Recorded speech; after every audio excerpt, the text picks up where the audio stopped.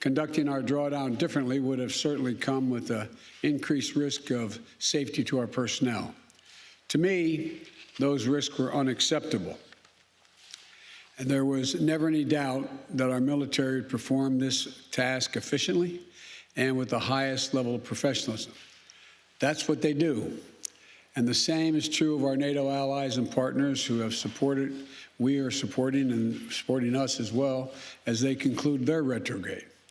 I want to be clear, the U.S. military mission in Afghanistan continues through the end of August.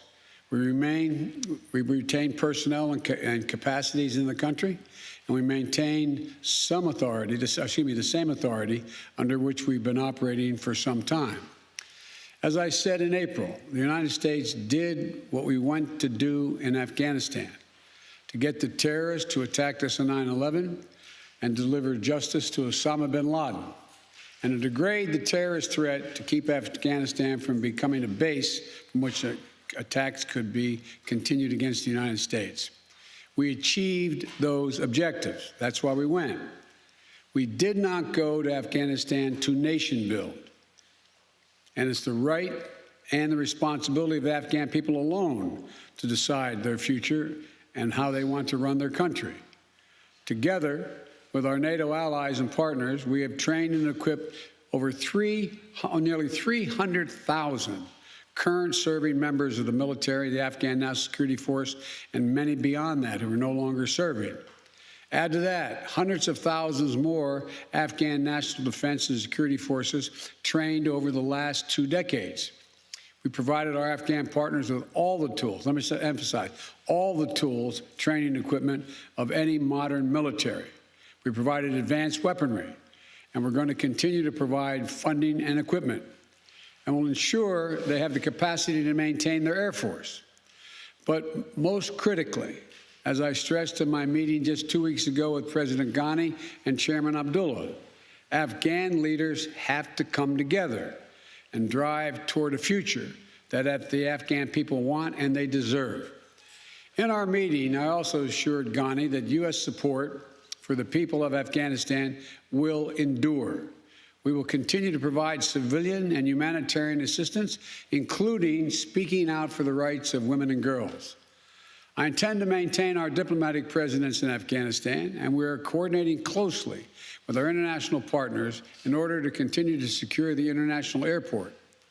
And we're going to engage in a determined diplomacy to pursue peace and a peace agreement that will end this senseless violence. I've asked Secretary of State Blinken and our Special Representative for Afghanistan Reconciliation to work vigorously with the parties in Afghanistan, as well as the regional and international stakeholders, to support a negotiated solution. To be clear, countries in the region have an essential role to play in supporting a peaceful settlement. We'll work with them, and they should help step up their efforts as well. We're going to continue to work for the release of detained Americans, including Ferrix. I want to pronounce the name correctly. I misspoke, so that he can return to his family safely. We're also going to continue to make sure that we take on the Afghan nationals who work side by side with U.S. forces, including interpreters and translators, since we're no longer going to have military there after this. We're not going to need them, and they have no jobs. We're also going to be vital to our efforts, and they've been very vital, and so their families are not exposed to danger as well. We've already dramatically accelerated the procedure time for special immigrant visas to bring them to the United States. Since I was inaugurated on January 20th, we've already approved 2,500 special immigrant visas to come to the United States. Up to now, fewer than half have exercised their right to do that. Half have gotten on aircraft and commercial flights and come, and the other half believe they want to stay, at least thus far. We're working closely with Congress to change the authorization legislation so that we can streamline the process of approving those visas. And those who have stood up for the operation to physically relocate thousands of Afghans and their families before the U.S. military mission concludes, so that if they choose, they can wait safely outside of Afghanistan while their U.S. visas are being processed. The operation has identified U.S. facilities outside of the continental United States, as well as in third countries, to host our Afghan allies if they so choose. And starting this month, we're going to begin to begin relocation flights for Afghanistan SIV applicants and their families who choose to leave. We have a point person in the White House and at the State Department-led task force coordinating all of these efforts. But our message to those women and men is clear. There is a home for you in the United States if you so choose, and we will stand with you just as you stood with us. When I made the decision to end the U.S. military involvement in Afghanistan, I judged that it was not in the national interest of the United States of America to continue fighting this war indefinitely. I made the decision with clear eyes, and I'm briefed daily on the battlefield updates. But for those who have argued that we should stay just 6 more months or just 1 more year, I asked them to consider the lessons of recent history. In 2011, the NATO allies and partners agreed that we would end our combat mission in 2014. In 2014, some argued 1 more year. So we kept fighting. We kept taking casualties. In 2015, the same, and on and on. Nearly 20 years of experience has shown us that the current security situation only confirms that just 1 more year of fighting in Afghanistan is not a solution, but a recipe for being there indefinitely. It's up to the Afghans to make the decision about the future of their country. Others are more direct. Their argument is that we should stay with the Afghan in Afghanistan indefinitely. In doing so, they point to the fact that we have not taken losses in this last year. So they claim that the cost of just maintaining the status quo is minimal. But that ignores the reality and the facts that already presented on the ground in Afghanistan when I took office. The Taliban is at its strongest militarily since 2001. The number of U.S. forces in Afghanistan had been reduced to a bare minimum. And the United States and the last administration made an agreement with the Taliban to remove all our forces by May 1 of this year. That's what I inherited. That agreement was the reason the Taliban had ceased major attacks against U.S. forces. If in April I had instead announced that the United States was going back on that agreement made by the last administration, the United States and allied forces would remain in Afghanistan for the foreseeable future, the Taliban would have again begun to target our forces. The status quo was not an option. Staying would have meant U.S. troops taking casualties, American men and women back in the middle of a civil war, and we would run the risk of having to send more troops back into Afghanistan to defend our remaining troops. Once that agreement with the Taliban had been made, staying with a bare minimum force was no longer possible. So let me ask those who want us to stay, how many thousands more Americans' daughters and sons are you willing to risk? How long would you have them stay? Already we have members of our military whose parents fought in Afghanistan 20 years ago. Would you send their children and their grandchildren as well? Would you send your own son or daughter? After 20 years, $1 trillion spent training and equipping hundreds of thousands of Afghan national security and defense forces. 2,448 Americans killed, 20,722 more wounded, and untold thousands coming home with unseen trauma to their mental health. I will not send another generation of Americans to war in Afghanistan with no reasonable expectation of achieving a different outcome. The United States cannot afford to remain tethered to policies created in response to a world as it was 20 years ago. We need to meet the threats where they are today. Today, the terrorist threat has metastasized beyond Afghanistan. So, we are repositioning our resources and adapting our counterterrorism posture to meet the threats where they are now, significantly higher in South Asia, the Middle East, and Africa. But make no mistake, Our military and intelligence leaders are confident they have the capabilities to protect the homeland and our interests from any resurgent terrorist challenge emerging or emanating from Afghanistan. We are developing a counterterrorism over-the-horizon capability that will allow us to keep our eyes firmly fixed on any direct threats to the United States and the region and act quickly and decisively if needed. We also need to focus on shoring up America's core strengths to meet the strategic competition with China and other nations that is really going to determine our future. We have to defeat COVID-19 at home and around the world. Make sure we're better prepared for the next pandemic or biological threat. We need to establish international norms for cyberspace and the use of emerging technologies. We need to take concerted action to fight existential threats of climate change. And we will be more formidable to our adversaries and competitors over the long run if we fight the battles of the next 20 years, not the last 20 years. Finally, I want to recognize the incredible sacrifice and dedication that the U.S. military and civilian personnel serving alongside our allies and partners have made over the last 2 decades in Afghanistan.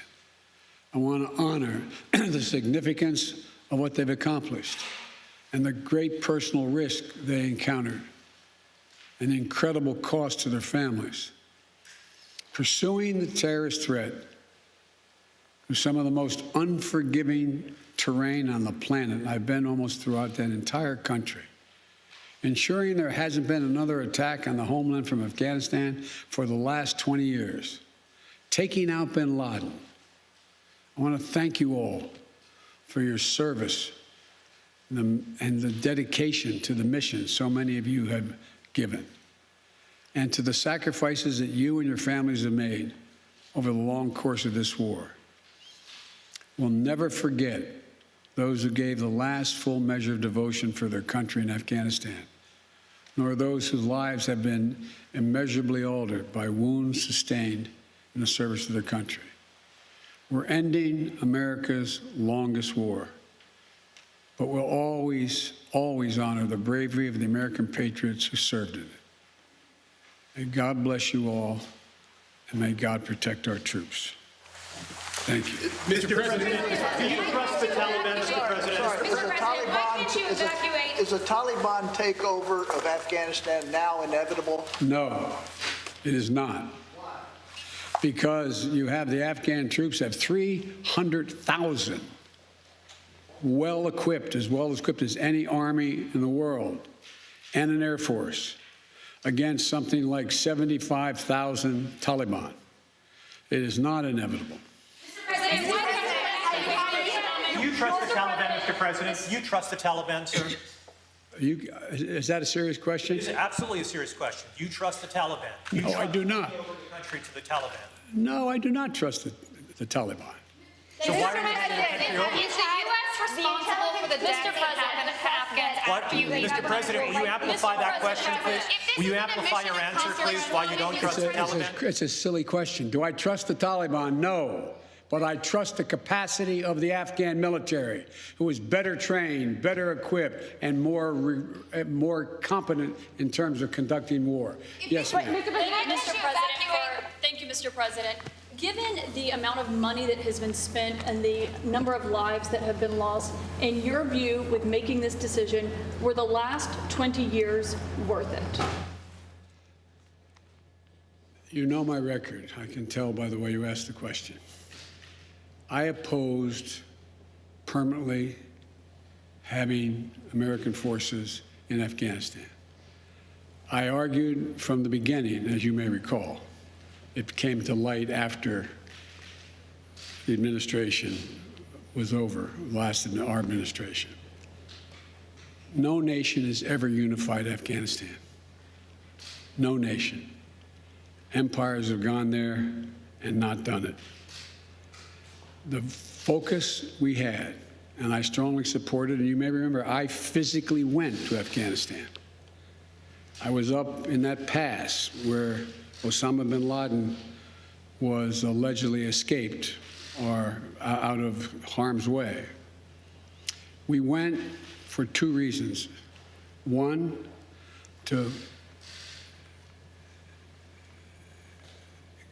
bring Osama bin Laden to the gates of hell, as I said at the time. The second reason was to eliminate al-Qaeda's capacity to deal with more attacks in the United States from that territory. We accomplished both of those objectives, period.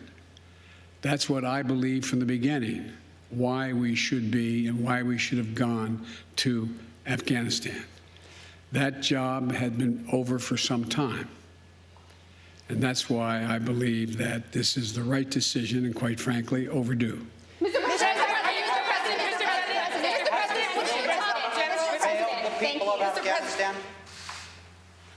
Mr. President, thank you very much. Your own intelligence community has assessed that the Afghan government will likely collapse. That is not true. Can you please clarify what they have told you about whether that will happen or not? That is not true. They did not reach that conclusion. So what is the level of confidence that they have that it will not collapse? The Afghan government and leadership has to come together. They clearly have the capacity to sustain the government in place. The question is, will they generate the kind of cohesion to do it? It's not a question of whether they have the capacity. They have the capacity. They have the forces. They have the equipment. The question is, will they do it? And I want to make clear what I made clear to Ghani, that we are not going to walk away and not sustain their ability to maintain that force. We are. We're going to also work to make sure we help them in terms of everything from food necessities and other things in the region. But there is not a conclusion that, in fact, they cannot defeat the Taliban. I believe the only way there's going to be, this is now Joe Biden, not the intelligence community, the only way there's ultimately going to be peace and security in Afghanistan is that they work out a modus vivendi with the Taliban and they make a judgment as to how they can make peace. And the likelihood there's going to be one unified government in Afghanistan controlling the whole country is highly unlikely. Mr. President, thank you.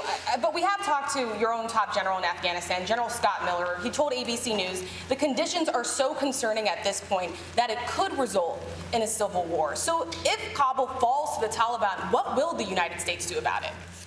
Look, you've said two things. One, that if it could result in a civil war, that's different than the Taliban succeeding, number one. Number two, the question of what will be done is going to be implicated, is going to implicate the entire region as well. There's a number of countries that have a grave concern about what's going to happen in Afghanistan relative to their security. The question is, how much of a threat to the United States of America and to our allies is whatever results in terms of a government or an agreement? That's when that judgment will be made. Mr. President, some Vietnamese veterans see echoes of their experience in this withdrawal in Afghanistan. Do you see any parallels between this withdrawal and what happened in Vietnam, with some people feeling? None whatsoever. Zero. What you had entire brigades breaking through the gates of our embassy. 6, if I'm not mistaken. The Taliban is not the North Vietnamese army. They're not remotely comparable in terms of capability. There's going to be no circumstance where you see people being lifted off the roof of an embassy of the United States from Afghanistan. It is not at all comparable. Mr. President, Go to the other side. Hang on a second. Mr. President, how serious was the corruption among the Afghanistan government to this mission failing there? Well, first of all, the mission hasn't failed yet. There is, in Afghanistan, and all parties, there's been corruption. The question is, can there be an agreement on unity of purpose? What is the objective? For example, it started off there were going to be negotiations between the Taliban and the Afghan National Security Forces and the Afghan government.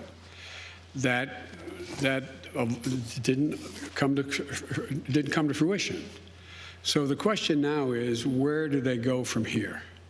That the jury is still out, but the likelihood there's going to be the Taliban overrunning everything and owning the whole country is highly unlikely. Yes, ma'am. Mr. President, will the United States be responsible for the loss of Afghan civilian lives that could happen after the military exit? No, no, no. It's up to the people of Afghanistan to decide on what government they want, not us to impose the government on them.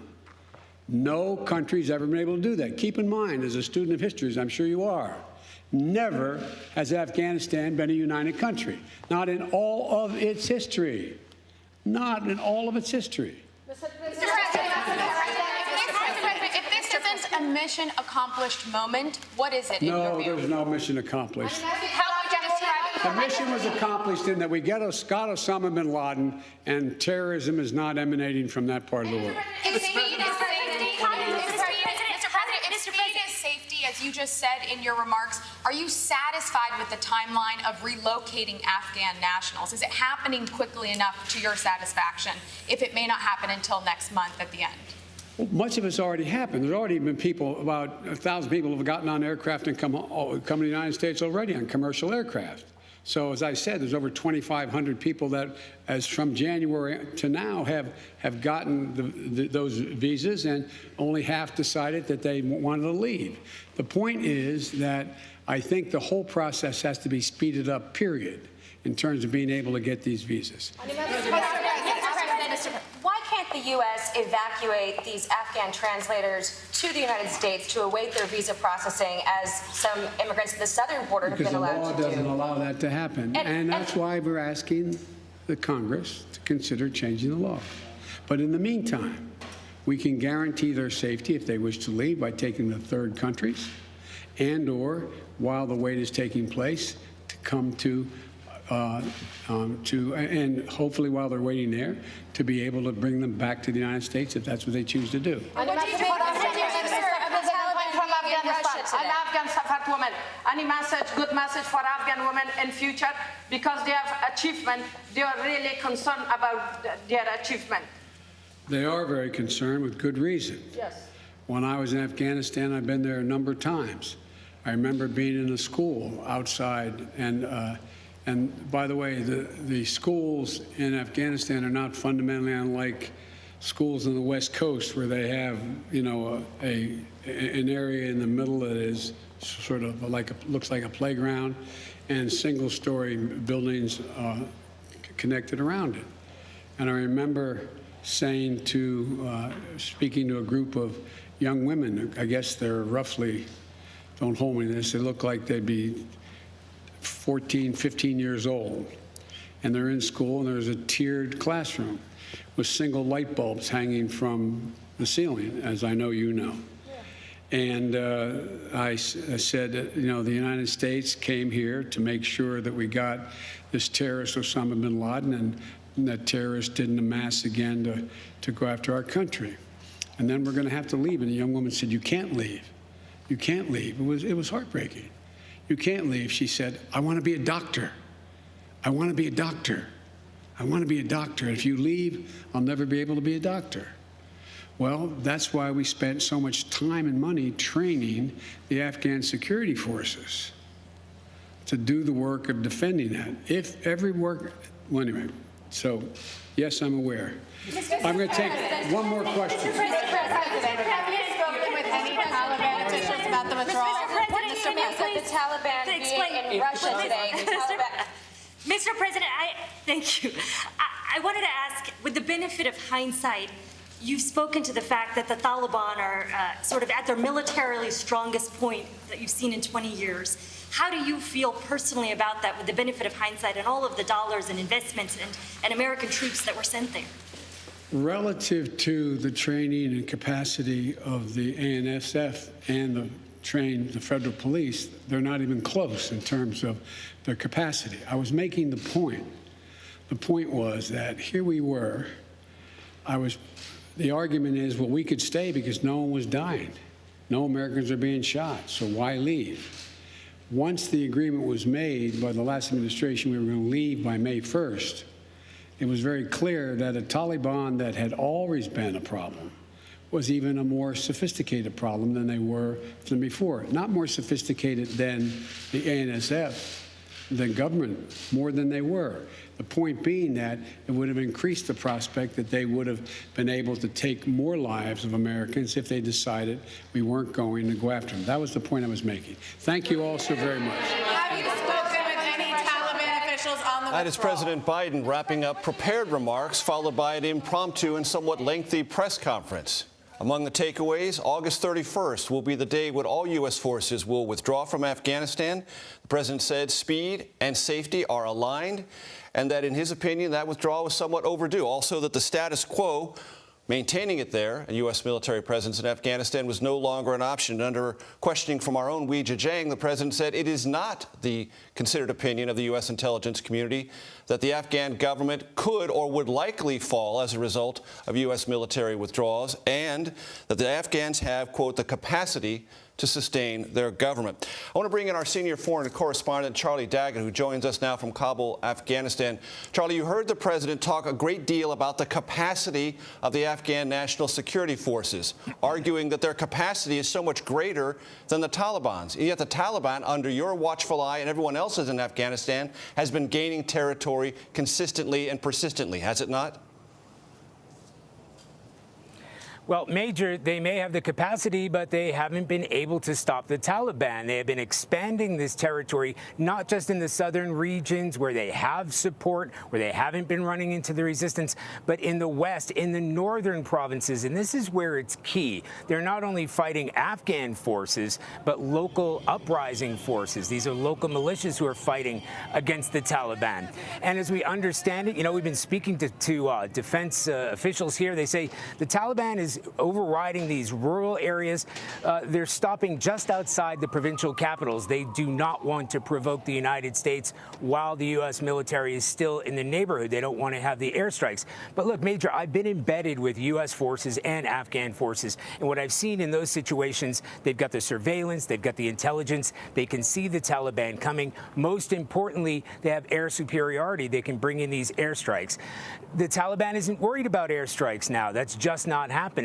And without that, they are running straight through Afghan forces. Yes, they have the capacity. They certainly have the numbers. They have the weapons. But you've seen, we've reported it ourselves, they've been surrendering. They've been crossing the border. They've been handing in their weapons. The Taliban has been videoing this. So, morale is low. They've been taking great casualties. I have to point out here, too, that according to Afghan defense officials, the Taliban are suffering pretty bad casualties, too. 2,000 in the last week, from what we understand.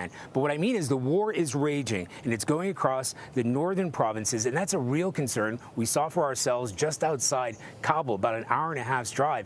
That's where the front line is now. That's where the Taliban is. Now, when people say, well, it's going to be the collapse of the country, I'm not sure I'd go that far. Talk about Kabul dropping in 6 months. There's a lot of fighting going on around there, out there. The Afghan forces have not been capable of stopping that fighting. They're trying to bring in reinforcements in terms of their special forces and their commandos, trying to take over these city areas to try to defend them. But right now, at the best case scenario, we'll be looking at a standoff. And Charlie, the president said just because there's a civil war doesn't mean the government will fall, almost suggesting to me he was implying that a civil war means that some Afghans, if not the Afghan National Security Forces, maybe these militias, will give the Taliban a tougher fight. Is that what you're seeing? Is that what you think is going to play out once those final U.S. forces leave August 31st? When I spoke to General Miller, he said, on the record, he said the difficulty of having these popular uprisings, these militias who essentially work for the warlords, is it's hard to get them back in the box. And traditionally, as we've seen before, the Americans were here, the warlords were running this place. So if they are spilling their own blood and treasure in order to protect their own territory or even make territorial gains, they're going to want something back. The Afghan government itself is deeply deeply divided. As President Biden has pointed out, that's one of the first things that they're going to have to take care of, because they do not have, and I can tell you this with great confidence, they do not have popular support. It is made up of several different outside interests and tribes, and there's infighting. And until you can get that resolved and maybe have a united front, for which will be the inevitable negotiations with the Taliban, it's really going to be difficult to move forward either militarily or politically. No substitute for eyes and ears on the ground. Charlie D'Agata, we are indebted to you. Thank you very much. I want to turn now to national security correspondent David Martin, who joins us from the Pentagon. David, open-ended question. What from the president's remarks, either about the Afghan capacity, that the intelligence community doesn't think it's likely the government will fall, or that the status quo is unsustainable, struck you? Well, first place, the thing that struck me is the deadline of August 31st for getting all U.S. troops out of Afghanistan. The withdrawal from Afghanistan is, for all intents and purposes, already completed. That happened last week when the U.S. turned over that last base, Bagram Air Base, to the Afghan government. Sometime within about a week, the commander there, General Scott Miller, is going to depart the country and leave the forces behind in charge with a two-star admiral. And the withdrawal is done. This August 31st date is more to counter the perception that the U.S. is abandoning Afghanistan. It's to counter the perception that we're not making sure all of the people who worked for the U.S. government during these past 20 years have a chance to get out.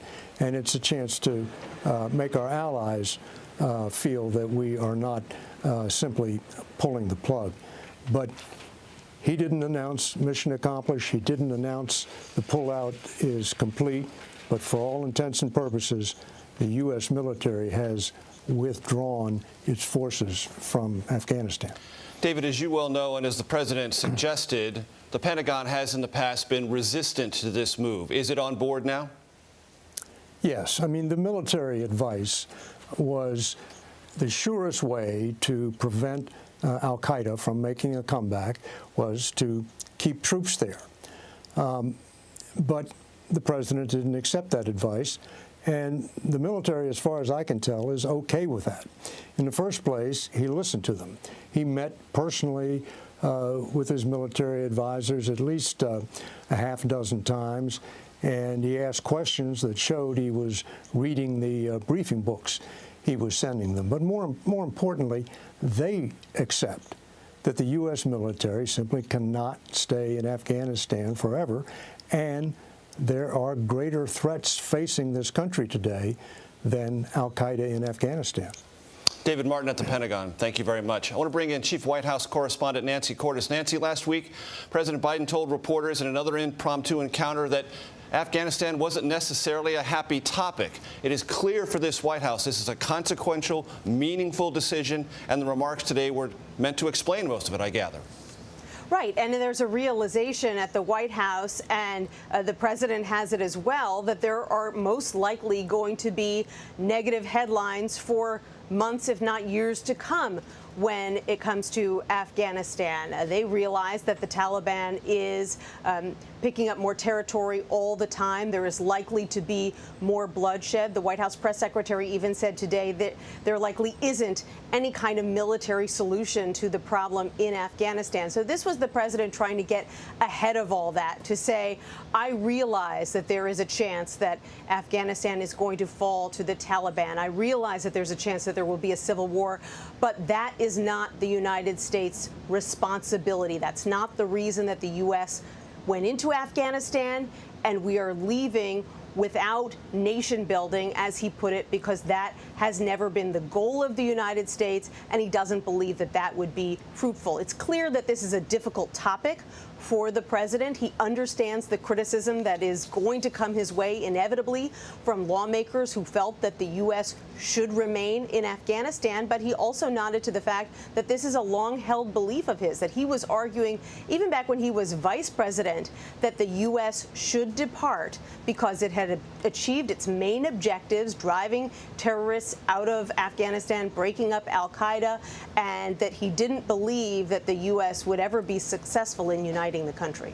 And Nancy, one of the recurrent narratives about the Biden administration has been reversing previous and inherited Trump administration policies. Not here. The president is essentially saying this was an agreement the previous administration made. I believe in it. I'm going to carry it out. And those who want me to stay better have an answer to that set of facts, right?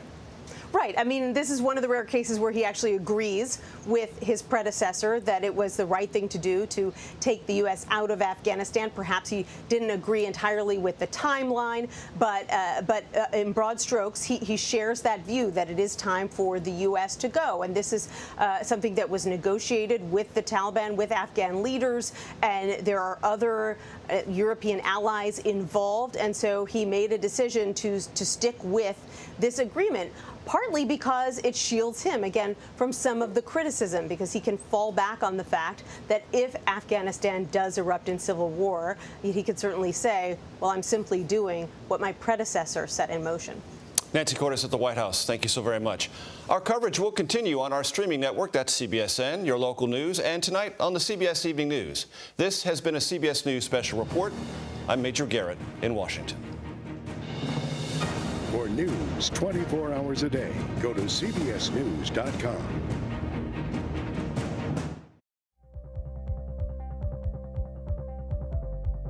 An original documentary on CBSN. Society is deeply uncomfortable with a woman holding power. For women, corporate America has been an uphill battle. You're emotional, you're harsh, you're cold. And it still is. That's when I realized womanness was at a disadvantage for me.